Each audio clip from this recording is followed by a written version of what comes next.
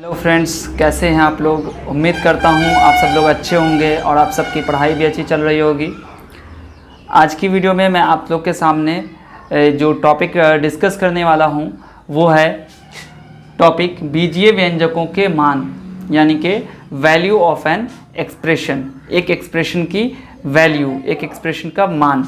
और दूसरा टॉपिक जो हम डिस्कस करने वाले वो है सर्वसमीका और मानक सर्वसमीका, यानी कि आइडेंटिटी और एक जो स्टैंडर्ड आइडेंटिटी होती है वो जो हम लोगों को याद करके रखना है ताकि एग्ज़ाम में उससे जो प्रश्न आते हैं उसको हम लोग सॉल्व कर सकें आराम से। ठीक है, तो ये दो टॉपिक हम लोग आज डिस्कस करेंगे, तो वीडियो को ध्यान से देखिएगा और कंप्लीट देखिएगा, इसलिए कि अगर आप कंप्लीट नहीं देखते हैं तो आपको कॉन्सेप्ट जो है वो अच्छी तरीके से समझ में नहीं आएगा। और कॉन्सेप्ट ही सबसे मेन चीज़ है आपके प्रश्न को हल करने के लिए। ठीक है, तो चलिए शुरू करते हैं। व्यंजकों के मान यानी कि अलजेब्रिक एक्सप्रेशंस की वैल्यूज़ क्या होती हैं। फॉर एग्जाम्पल मैं आपके सामने रखता हूँ एक एक्सप्रेशन 2x + 5। ठीक है, ये मैंने एक्सप्रेशन लिखा आपके सामने। अब आपको बताना है कि इसकी क्या वैल्यू होगी। तो आप कहेंगे कि सर x जो वेरिएबल है उसकी कुछ वैल्यू होनी चाहिए, तभी हम इस एक्सप्रेशन की वैल्यू फाइंड आउट कर सकते हैं। अब एक्सप्रेशन की में जो वेरिएबल होता है उसकी कोई वैल्यू फिक्स नहीं होती है, ये बदल सकता है। चर की कोई भी वैल्यू फिक्स नहीं है, ये बदल सकता है। तो हम यहाँ पर x बराबर 3 रख लेते हैं। फॉर एग्जाम्पल आप 2 भी रख सकते हैं, आप 1 भी रख सकते हैं, आप -1 कुछ भी रख सकते हैं। तो यहाँ पर इसकी वैल्यू क्या हो जाएगी, इसकी वैल्यू हो जाएगी 2। यहाँ पे देखिए x की वैल्यू 3 है और यहाँ 2 × x है। जब 2x लिखा रहे तो आपको समझना है 2 × x लिखा हुआ है, तो ये क्या हो जाएगा 2 × 3 + 5। क्या हो जाएगा यहाँ पर 2 3 जा कितना होता है 6, और 6 + 5 कितना होगा 11। तो यानी कि इस एक्सप्रेशन की वैल्यू कितनी आ गई 11। कब? जब हमने x बराबर 3 रखा तब। लेकिन अगर हम लोग x बराबर 4 रखते हैं तो इस एक्सप्रेशन की वैल्यू क्या हो जाएगी, देखिए 2 और यहाँ पे हो जाएगा 4 + 5, है ना। 2 × 4 + 5 कितना हो गया, 2 4 = 8 + 5 कितना हो गया 13 हो गया। ठीक है, तो इस तरीके से हम लोगों ने एक्सप्रेशंस की वैल्यू निकालना सीख लिया। जो आपने जो समीकरण पढ़ा होगा इक्वेशन, उसमें भी आप लोगों ने इसी तरीके से वैल्यू पुट करके आंसर निकाला होगा। ठीक है, तो ये कहते हैं बीजीय व्यंजकों के मान। आपने एक चीज़ गौर किया होगा कि जैसे जैसे हम लोग जो वेरिएबल है उसकी वैल्यू को चेंज कर रहे हैं तो हमारा जो एक्सप्रेशन है उसकी भी वैल्यू क्या हो रही है, चेंज होती जा रही है। ठीक है, आप कुछ अलग वैल्यू और रखेंगे तो एक्सप्रेशन की वैल्यू और अलग हो जाएगी। ठीक है, तो चलिए आपको ये समझ में आ गया कि बीजीय व्यंजकों के मान क्या होते हैं। अब हम लोग पढ़ेंगे कि सर्वसमीका और मानक सर्वसमीका क्या होती है। तो चलिए हम लोग अब सर्वसमीका के बारे में, आइडेंटिटी के बारे में सीखते हैं कि सर्वसमीका क्या होता है। एक मैं यहाँ पर एक्सप्रेशन, आपने समीकरण पढ़ा होगा, समीकरण में आपने देखा होगा कि कुछ एक्सप्रेशंस बराबर साइन के इधर होते हैं और कुछ एक्सप्रेशन बराबर साइन के उस तरफ होते हैं, यानी कि एक बराबर का चिन्ह होता है, इधर कुछ एक्सप्रेशन और इधर कुछ एक्सप्रेशन लिखे होते हैं। उससे हम लोग जब हम लोग समीकरण पढ़े थे तो उसमें हम लोगों ने देखा था। तो यहाँ पर हम लोग पढ़ना है सर्वसमीका। क्या होता है सर्वसमीका, बराबर के इधर अगर हम लोग कुछ एक एक्सप्रेशन लेते हैं x + 1 और यहाँ लेते हैं x + 2। ठीक है, और इस तरफ हम लोग लेते हैं x² + 3x + 2। ठीक है, ये हमने लिया।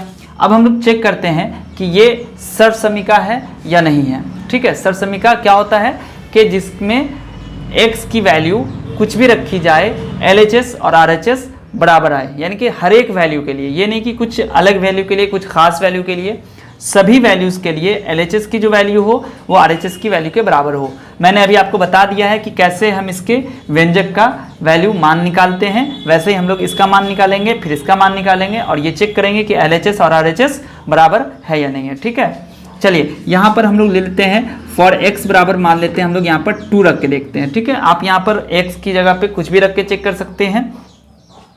अब यहाँ पर देखिए x + 1 है, तो यहाँ पर अगर हम लोग LHS की वैल्यू फाइंड आउट करना चाहते हैं तो क्या हो जाएगा 2, यहाँ पर पहले आप इस एक्सप्रेशन को लिख दीजिए x + 1 × x + 2।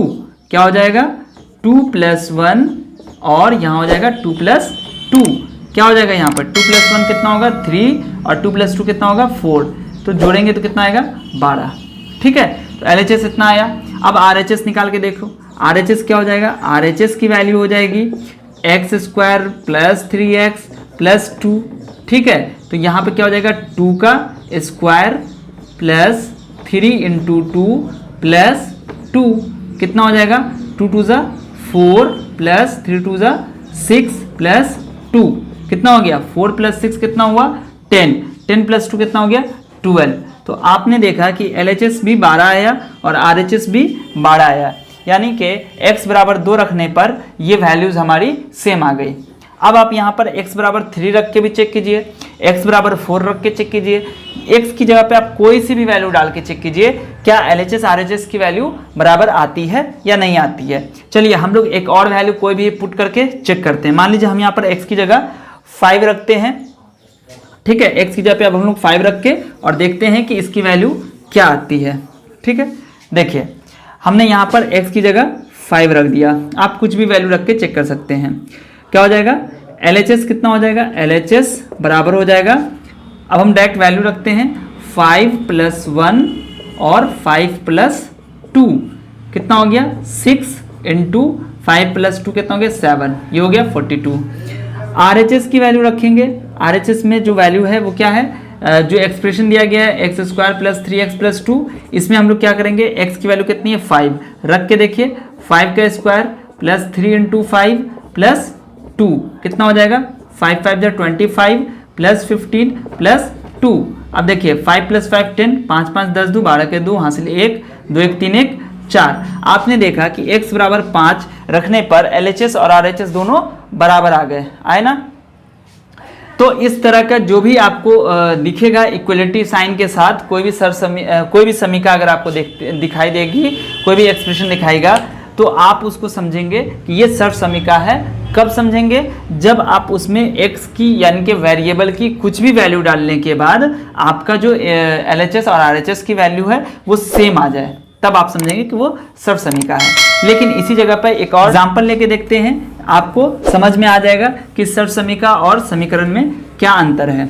अगर मैं यहाँ पर एक एक्सप्रेशन लिखता हूँ x plus 2 is equal to 9, ठीक है, तो क्या हो जाएगा x की वैल्यू क्या रखेंगे हम लोग, x की वैल्यू हम यहाँ पर रखेंगे 1, ठीक है, x की वैल्यू अगर हम 1 रखते हैं तो x बराबर 1 रख के देखिए आप क्या हो जाएगा, x बराबर 1 रखेंगे तो ये हो जाएगा LHS में LHS बराबर हो जाएगा 1 प्लस 2 कितना आया 3, और RHS कितना है, RHS बराबर है 9। तो LHS की वैल्यू जो है वो RHS के बराबर नहीं हुई, जिस वजह से ये सर्व समीका नहीं हुआ। ठीक है, हाँ, अगर हम x की वैल्यू अगर हम 7 रख दें तो फिर क्या हो जाएगा 7 प्लस 2 9 हो जाएगा, यानी कि 9 और 9 बराबर हो गए, LHS RHS बराबर हो गए। तो इसको हम लोग कहेंगे, क्या कहेंगे हम लोग इसको, समीकरण कहेंगे। ठीक है, समीकरण बोलेंगे, ठीक है। लेकिन यहाँ पे हम लोग सर्व समीका क्या कहते हैं, सर्व समीका किसे कहते हैं वो समझ में आ गया। अब हम लोग पढ़ेंगे मानक सर्व समीका, यानी कि जो स्टैंडर्ड सर्व समीका है, जो आपको जो भी आप प्रश्न हल करेंगे, मल्टीप्लिकेशन हल करते हैं, मल्टीप्लिकेशन करते हैं। अभी पिछली वीडियो में मैंने आपको बताया था कि अलजेब्राइक एक्सप्रेशन यानी कि बीजीय व्यंजक का मल्टीप्लिकेशन कैसे करते हैं। ठीक है, तो उसमें आप इसको इस्तेमाल करके अपने मल्टीप्लिकेशन के प्रोसेस को आसान कर सकते हैं। ठीक है, तो सर्व समीका का इस्तेमाल क्यों करते हैं हम लोग, समझ में आ गया। अब हम लोग समझते हैं मानक सर्व समीका क्या है। तो देखिए मानक सर्व समीका आपके पास 3 दी गई है, ठीक है, जो आपको याद रखनी जरूरी है ताकि आप इसको एग्जाम में इससे जो प्रश्न आते हैं आप उसको हल कर लें, और कभी भी इन फ्यूचर आपको अगर कुछ भी मिलता है इस तरह का मल्टीप्लाई करने के लिए तो आप उसका इस्तेमाल करके। यहाँ पर एक सर्व समीका मैं आपको दिखा रहा हूँ, आपको जो स्टैंडर्ड सर्व समीका है वो है a प्लस बी का स्क्वायर, ठीक है, बराबर a square plus 2ab plus b square, ये एक सर्व समीका है। ठीक है, तो ये इतना बराबर इतना कैसे आया वो आपको पता है कि a प्लस बी का स्क्वायर करेंगे तो यानी कि a प्लस बी को जब आप a प्लस बी से गुना करेंगे तो ही आपको ये वैल्यू आएगी। ठीक है, अब ये क्या हो गया, अब आप a की वैल्यू कुछ भी रख लो, b की वैल्यू कुछ भी रखोगे तो इसकी जो LHS की वैल्यू आएगी RHS की वैल्यू सेम आएगी। चेक कर लें, पहले मैं आपको बता देता हूँ कि ये कैसे आया। देखिए a इंटू ए कितना हो गया, ए स्क्वायर, a इंटू बी कितना हो गया, ए बी, फिर b इंटू ए कितना हो गया, ए बी या बी ए, और b इंटू बी कितना हो गया, बी स्क्वायर। आप देखेंगे कि a square a b plus a b कितना हो गया, 2ab प्लस बी स्क्वायर। तो इसकी जगह आपने ये लिख दिया, ठीक है। आपको इतना प्रोसेस करने की ज़रूरत नहीं है। अब इसको वैल्यू चेक करके देखिए, x बराबर अगर आप रखते हैं 2 और b, सॉरी यहाँ पर a बराबर आप रखते हैं 2 और b बराबर रखते हैं 3, तो क्या हो जाएगा, LHS की वैल्यू कितनी आ जाएगी, LHS बराबर हो जाएगा 2 प्लस 3 का स्क्वायर, कितना हो जाएगा, 5 का स्क्वायर, यानी कि 25 आ गया, ठीक है। अब RHS की वैल्यू देखिए, RHS बराबर कितना हो जाएगा, RHS बराबर हो जाएगा a स्क्वायर यानी कि ये plus 2ab plus b square, ये RHS में दिया गया है, यानी कि a की वैल्यू कितनी है, 2 का स्क्वायर, 2 गुने 2 गुने 3 का स्क्वायर, a की जगह 2 रख दिया, b की जगह 3 रखा, और बी स्क्वायर कितना हो जाएगा, 3 का स्क्वायर, क्या हो जाएगा, 4 प्लस 2 2 4 प्लस 3 12 प्लस 9, कितना हो जाएगा, 4 2 6 9 15 के 5 हासिल 1 और 1 1 2। देखिए यहाँ भी 25 और यहाँ भी 25 आया, यानी कि a प्लस बी का स्क्वायर बराबर इतना, ये दोनों क्या हो गए, सर्वसमीका हो गए, ठीक है। यानी कि ये मानक सर्वसमीका है, इसमें आप कोई भी अगर आपको मल्टीप्लाई दिया गया है इस तरीके से, तो आप इसको इस फॉर्मूले पे रख के आप इसको इजीली बना सकते हैं। जैसे एक मैं आपको टेस्ट करके बताता हूँ, जैसे मैं आपको अभी एक क्वेश्चन दिखाता हूँ, 3x स्क्वायर प्लस 2 का होल स्क्वायर, ठीक है। अब देखिए ये यहाँ पर दिया गया था a प्लस बी का अगर स्क्वायर मांगता है आपसे, तो आप इस फॉर्मूले पे रख के निकाल सकते हो। जैसे इसको हम लोग अगर हम लोग देखें तो a की जगह क्या आ गया, 3x स्क्वायर, a की जगह आ गया 3x स्क्वायर, b की जगह आ गया 2, और इसका मुझे स्क्वायर निकालना है। तो क्या हो जाएगा, देखिए a का स्क्वायर कहता है पहले करने के लिए, तो a क्या है, 3x का स्क्वायर, 3x स्क्वायर है, तो हमें क्या करना होगा, 3x स्क्वायर का स्क्वायर निकालना होगा, ये a का स्क्वायर हो गया, प्लस 2ab यानी कि 2 into a plus b, a into b, तो 2 इंटू ए कितना है, 3x स्क्वायर, और b कितना है, 2 प्लस बी स्क्वायर कितना हो गया, 2 का स्क्वायर, यहाँ पर लिख दीजिए 2 का स्क्वायर, कितना हो जाएगा, 3x स्क्वायर का स्क्वायर कीजिएगा तो कितना हो जाएगा, 9x4, यानी कि 3x स्क्वायर को 3x स्क्वायर से गुना करने पर 9x4 आएगा, प्लस 2 3 जा 6, 6 2 जा 12x स्क्वायर प्लस 4, ये हो गया आपका आंसर, ठीक है। अब ये देखिए कितने आसानी से हम लोगों ने कर लिया। लेकिन अगर मान लीजिए आपको इसी तरीके से यहाँ पे 3x स्क्वायर प्लस 2 और इसका स्क्वायर था, यानी कि आपको ऐसे करना था 3x स्क्वायर प्लस 2, तो आप क्या करते, पहले इसको इस दोनों से गुना करते, फिर इसको इस दोनों से गुना करते और फिर प्लस करते, तो इतना टाइम आपका सेव हो गया अगर आपने इस फॉर्मूले का इस्तेमाल कर लिया, ठीक है। तो आप समझ गए होंगे कि ये इंपॉर्टेंट जो है, ये मानक सर्वसमीका जो दी गई है वो क्यों दी गई है, ठीक है।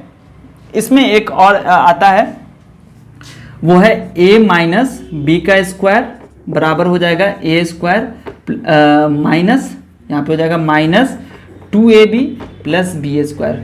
ये हो गया आपका एक और मानक सर्वसमीका।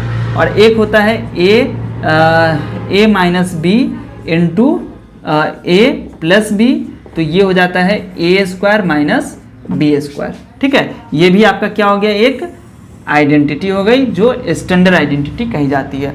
तो ये 3 आइडेंटिटी है। एक और आइडेंटिटी होती है, वो है x प्लस ए इंटू एक्स प्लस बी, तो ये क्या हो जाएगा, एक्स स्क्वायर प्लस ए प्लस बी इंटू एक्स, और फिर आ जाएगा प्लस ए बी।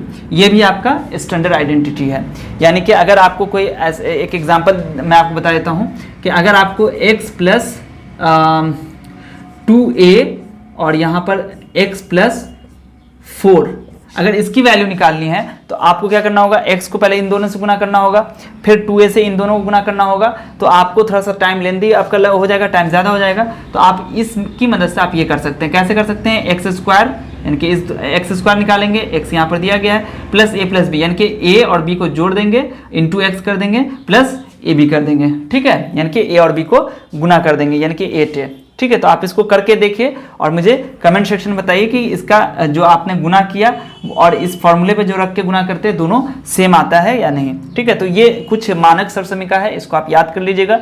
और इससे रिलेटेड एक एक्सरसाइज है जो मैं आपको अगले इसमें बताऊंगा। देखिए इसमें क्या है कि अगर आपको ये दिया गया है तो आप इस फॉर्मूले पे बना सकते हैं, और अगर इस फॉर्मेट में दिया गया है तो आप इसको ये भी लिख सकते हैं। उसी तरीके से इस फॉर्मेट में दिया गया है तो इस फॉर्मेट में लिख सकते हैं, इस फॉर्मेट में दिया गया है तो इस फॉर्मेट में लिख सकते हैं। ठीक है, तो आप इसको इस तरीके से, जैसे मान लीजिए यहाँ पर हम एक आपको बताए थे, जैसे 4 - 9 लिखा है तो आप इसको ऐसे लिख सकते हैं, 4 को लिख सकते हैं 2 का स्क्वायर और इसको लिख सकते हैं 3 का स्क्वायर, है ना। तो a² - b² हो गया, a² - b² मतलब a - b × a + b करके हम लोग इसको निकाल सकते हैं। ठीक है, तो मिलते हैं फिर आपसे अगली वीडियो में। इस वीडियो में फिलहाल इतना ही, और आगे की वीडियो में हम लोग इससे एक रिलेटेड एक्सरसाइज बनाएंगे और देखेंगे कि उसमें हम लोग मानक सरसमीका जो है उसका हम लोग किस तरीके से इस्तेमाल करके अपने बड़े से बड़े प्रश्न को छोटा करके हल कर सकते हैं। ठीक है, प्रश्न का जो हल बड़ा हो जाता है, ठीक है, टाइम कंज्यूमिंग होती है, तो हम उसको कैसे टाइम सेव कर सकते हैं। ठीक है, आपको वीडियो कैसी लगी जो मैंने अभी आपको बताया, अगर आपको अच्छी लगी है तो लाइक बटन पर क्लिक कर दीजिए,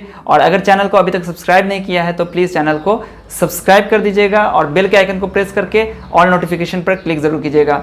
मिलते हैं आपसे अगली वीडियो में, तब तक के लिए अपना ख्याल रखिए। वीडियो देखने के लिए आप सभी का बहुत बहुत शुक्रिया।